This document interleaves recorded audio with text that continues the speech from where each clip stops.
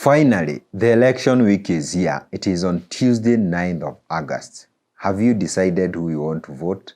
Most likely you have. How do you stay sane and productive this election week?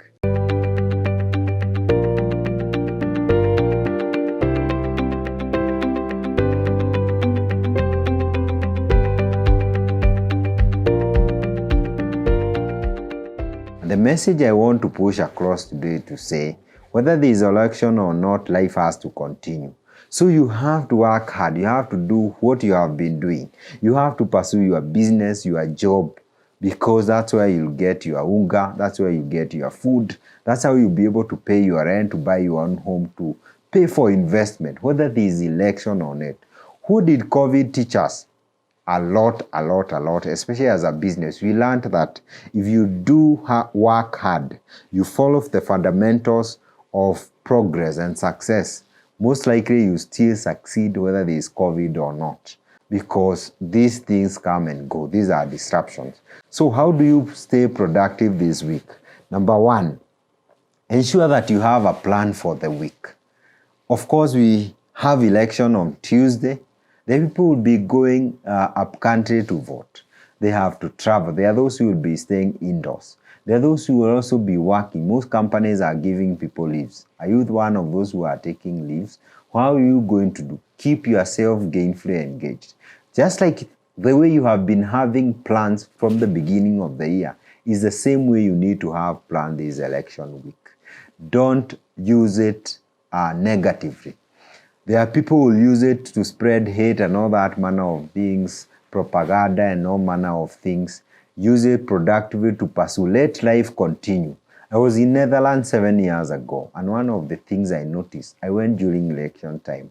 You could not even notice. People go on with their jobs, with their business, with their lives. You even find a wedding, you'll be very shocked. I hope you can get to that level as a country. So have a plan for the week. And ensure that you keep peace. I have to keep saying that. Keep good relationship with your friends, your family, your neighbors as well. Number two, exercise your patriotic duty to vote. I may not be able to force you. People have different philosophy, different reasons. These are very personal. Ensure that you make your own decision as a person. Either to go and vote. There are those who don't want to vote, but I would tell you to go and make a decision. We still have options. Even if it's a candidate who might not win, you'll give them an impetus to win next time. That is still a good strategy. If you are like me, I will always vote right.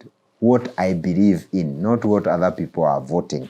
Number three, try to avoid heated arguments. This has happened. I've been in groups, in chats, in talks with friends on one-on-one, and this becomes heated.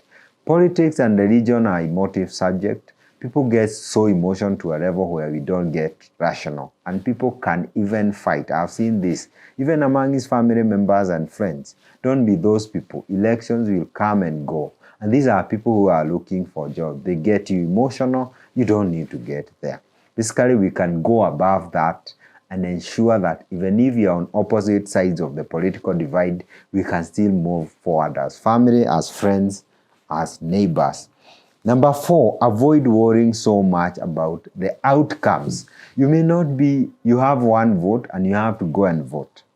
But this is a democracy where if most people want a certain person, there's nothing much you can do about it. Same with the economy. If the economy is going up or down, you are not at the driver, you are not the president. You should not worry about those things. You just do your job, you do your business, do your role so well in the society, such that you leave the rest to God and don't worry about it. You should not be worried who will win, who will lose. Just go and vote your candidate and accept whoever wins or loses, because that's how the game works. Number five, I want you to avoid fake news. Stick to reputable sources of information.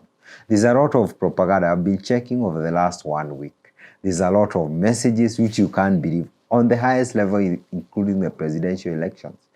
Don't be the person who spreads hate, propaganda against people, because some of them cause harm. People are depressed. Some people don't have jobs. Some people even end up fighting. And even after election, some people die in the process. Don't be the person propagating this. I know it looks interesting to do it until it affects even your family member. Don't spread fake news. Only spread what has been verified. You can check in verified handles of various media houses. Number 6, limit your exposure to social media. This is a time and maybe you have done that experiment. If you browse too much in some of these sites, you get tired. It even gets you depressed. This is not a problem that is only related to election. It's also related to many other aspects of our life, not just now. Reduce your exposure, especially to bad news.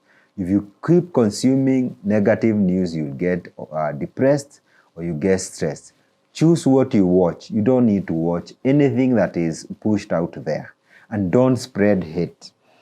And lastly, I want to remind you that nothing much will change unless you yourself is willing to change. Are you willing to work hard? Those principles of success and progress are more or less the same. Whether there's COVID, whether there's election. COVID taught us we could still succeed if the principles and the basic fundamentals, the foundations of success are followed to the latter. Whoever the president will be, they might come in better policy, but do you know you must work hard? Even in Bible times, the manna had to drop out there and you have to go outside from your tent, and people used to live in tents, to go and collect them. God in his own wisdom did not put manna into your own mouth. You have to go out and collect it. You have to go out and look for a job, apply for many, and so on. You have to tarmac. You have to start a business and struggle, sometimes fail until you succeed, whether this government or this government. So just know things might not even change unless you are willing to. What does that tell you? You have to keep peace, respect your brother, your neighbor, your family, even as you vote. Different people. I've seen many families who are voting different sides, but they are still families and they love each other. We are created to be different. We don't have to agree with each other's the way we make choices. Vote in peace, and when you go home, keep that peace. We want Kenya to be at one place because this is the only country that we have. This is the only country we can do business, we can be employed, we can make calls, we can interact, we can relate, we can actually achieve our purposes, our visions, and live a good life. Be that patriotic citizen who is going to keep peace on 9th of August as you vote. God bless you so much, and God bless Kenya.